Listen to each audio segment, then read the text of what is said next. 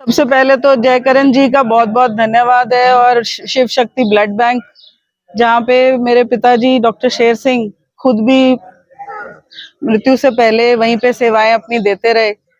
तो उसके लिए इन सब का बहुत धन्यवाद है कि उनकी पुण्यतिथि पर आज ये कैंप लगाया गया। उसके बाद सरपंच साहब को मैं थैंक यू बोलूंगी कि उन्होंने जगह का प्रबंध किया और अपना समय भी दिया, तो उसके लिए थैंक यू सो मच। बाकी सबसे यही एक रिक्वेस्ट है कि जो लोग ब्लड डोनेशन कर सकते हैं उनको जरूर करना चाहिए, बिकॉज हमें नहीं पता होता कि कब किसके लिए वो काम आएगा।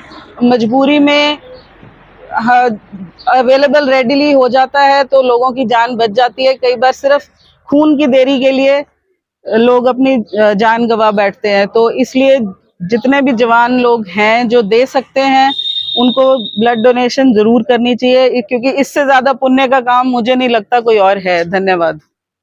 नमस्कार जी, मैं किशोर लाल जई दिल्ली बोर्ड से हूँ। तो ये आज डॉक्टर शेर सिंह की पुण्यतिथि जो है, उनकी पुण्यतिथि पे आज ब्लड डोनेशन कैंप लगाया गया है। तो हमारे एक्शन मैडम, उनकी दोनों सपुत्रियाँ आज यहाँ पहुँची हैं, उनका भी यहाँ स्वागत है। और यहाँ की जो पंचायत है, और सबसे बड़ा धन्यवाद जयकरण जी का कि जिन्होंने ये अथक प्रयास किए, और इन प्रयासों के कारण ही आज ये शिव शक्ति द्वारा जो ब्लड कैंप लगाया गया, और शिव शक्ति ब्लड कैंप की पूरी टीम का भी यहाँ पहुँचने पर धन्यवाद करते हैं कि वो अपनी सेवाएं देते हैं। और खूनदान महादान, जो खूनदान है वो सबसे बड़ा महादान है। ये हमारे डोनर हैं, इन्होंने भी लगभग जयकरण 44 टाइम अपने इतनी एज है जितना इन्होंने लगभग 44 बार इन्होंने खूनदान कर लिया है। तो हमने भी किया है, लेकिन हमने इतनी बार नहीं किया। और 3 महीने के बाद इसमें कुछ घबराने की जरूरत नहीं होती कि हमने खून दे दिया। बाकायदा 3 महीने बाद खून देना चाहिए। रूटीन में हमारे उसमें ब्लड टेस्ट भी होते रहते हैं, वो फ्री ऑफ कॉस्ट भी हमारे ब्लड टेस्ट होते हैं। उसके बाद इसको शुद्धिकरण करके ही आगे जिस मरीज को दिया जाता है। तो मेरी सारे युवा साथियों से भी अनुरोध है कि ज़्यादा से ज़्यादा अपना जो ब्लड है वो डोनेट करें और पुण्य के भागी बने। धन्यवाद साथियों। तो सबसे पहले तो मैं आपके चैनल का यहाँ पहुँचने बहुत बहुत स्वागत करता हूँ। जो आज ये ब्लड डोनेशन कैंप लगाया जा रहा है, ये डॉक्टर शेर सिंह जी की याद में लगाया जा रहा है। इन्होंने एलनाबाद में बहुत सारे कैंप ऑर्गेनाइज करवाए थे, और मेरे जैसे काफ़ी युवाओं को उन्होंने ब्लड देने के लिए आकर्षित किया था कि ब्लड दो, इससे बहुत फ़ायदा है। उसी की बदौलत मैंने भी 44वीं बार यहाँ 44 बार ब्लड डोनेट कर चुका हूँ, और बिल्कुल स्वस्थ हूँ, कोई दिक्कत नहीं है। तो मैं सभी साथियों से गुजारिश करता हूँ कि वो भी ज़्यादा से ज़्यादा रक्तदान करें, और गर्मियों में सबसे ज़्यादा ज़रूरत रहती है। तो जब भी कोई कैंप का मैसेज मिले तो सभी साथी पहुँचें और रक्तदान करें। धन्यवाद। आज का जो कैंप है डॉक्टर शमशेर सिंह जी की याद में लगाया जा रहा है। कोई भी पुण्यतिथि या जन्मदिन हो, उसमें अगर हम कैंप ऑर्गेनाइज करते हैं तो वो एक बहुत ही अच्छा लगता है, और ज़रूरतमंद का खून भी पूरा होता है। डॉक्टर शमशेर सिंह जी है, उन्होंने तो बहुत ही प्रेरणा दी थी। यहाँ एरिया के अंदर लोगों को, युवाओं को जागरूक किया था कि खूनदान करना चाहिए।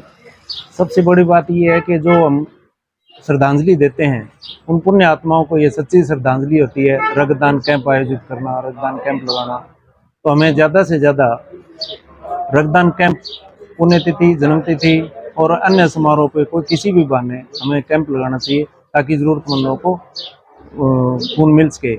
इन दिनों के अंदर जो है वो रक्त की डिमांड बढ़ जाती है। गर्मियों के अंदर एक्सीडेंटल केस हैं या और है, तो उनमें खून ज़्यादा बह जाता है, तो रक्त की ज़्यादा ज़रूरत होती है। इसलिए छोटे छोटे कैंप लगे चाहें, लेकिन कैंप ज़्यादा संख्या में लगने चाहिए। मैं आज जो ये कैंप ऑर्गेनाइज किया है हम लोगों ने, तो सभी रक्तदाताओं से मैं ये कहता हूँ कि आप ज़्यादा से ज़्यादा रक्तदान करें। Thank you. RM अरोड़ा, यहाँ हम ढाणी लखजी में पंचायत घर में रक्तदान शिविर के लिए उपस्थित हुए हैं। अपनी पूरी टीम लेके मैं यहाँ आया हूँ। हमारे पुराने medical officer doctor Sher Singh, उनकी याद में उनकी 3री पुण्यतिथि पर यह कैंप लगाया जा रहा है, और बड़े उत्साह के साथ लोग रक्तदान कर रहे हैं। उनका पूरा परिवार यहाँ मौजूद है। डॉक्टर शेर सिंह एक बड़ी सज्जन व्यक्ति थे, बड़ी अच्छी शख्सियत थे, और जिन्होंने बड़े सौहार्द से यहाँ पर शिव शक्ति ब्लड बैंक में अपनी सेवाएं दी। लगभग 6-7 साल उन्होंने यहाँ पर एज ए मेडिकल ऑफिसर काम किया, और बड़े ध्यान से और बड़े अच्छे तरीके से वो यहाँ पर सारा काम करते थे, बड़े विनम्र स्वभाव के थे। तो मेरी तरफ से उनको बहुत बहुत नमन, बहुत बहुत श्रद्धांजलि।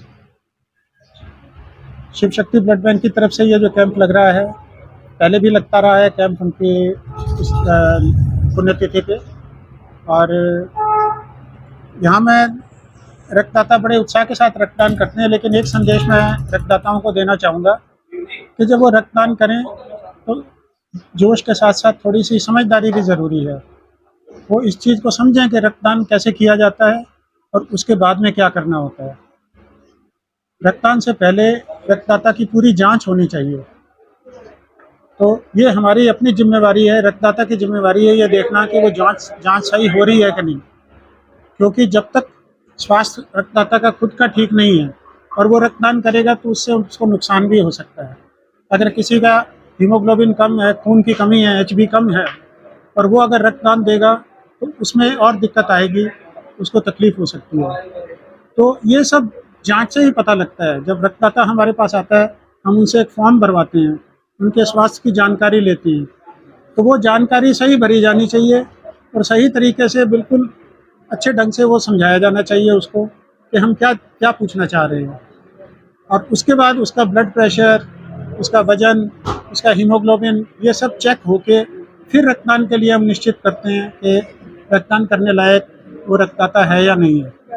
आमतौर पे हम देखते हैं कि अगर हमारे पास 100 रक्तदाता आते हैं तो उनमें से 15 या 20 के लगभग जो हैं वो रिजेक्ट हो जाते हैं, इस वजह से कि वो फिट नहीं थे रक्तदान करने के। और अगर हम ये चेकअप ना करें तो वो 15-20 रक्तदाता जो हैं वो भी रक्तदान करके चले जाते, जिससे उनके स्वास्थ्य को नुकसान होता, या आगे जिस रोगी को वो खून चढ़ रहा है उसको कोई ना कोई दिक्कत आ जाती है। तो दोनों की सुरक्षा के लिए ये ज़रूरी है कि सही चेकअप हो, उसके बाद निश्चित किया जाए कि रक्तदान करना है या नहीं करना है। और इसी तरह से रक्तदान के बाद की हिदायतें हैं, जैसे अब गर्मी का मौसम है तो किसी को भी दिक्कत हो सकती है। रक्तदान करने के बाद यदि एकदम से उठ के चले जाएं तो चक्कर आ सकता है। अगर कोई अपनी बाइक पे जा रहा है तो उसको दिक्कत आ सकती है।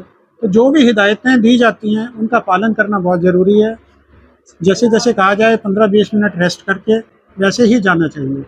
और नमक ज़्यादा लेना है, जैसे नमकीन लस्सी है, नमक वाला नींबू का पानी है, ऐसी चीज़ों का ज़्यादा सेवन करना है ताकि लू में, गर्मी में परेशानी ना हो। धन्यवाद आपको।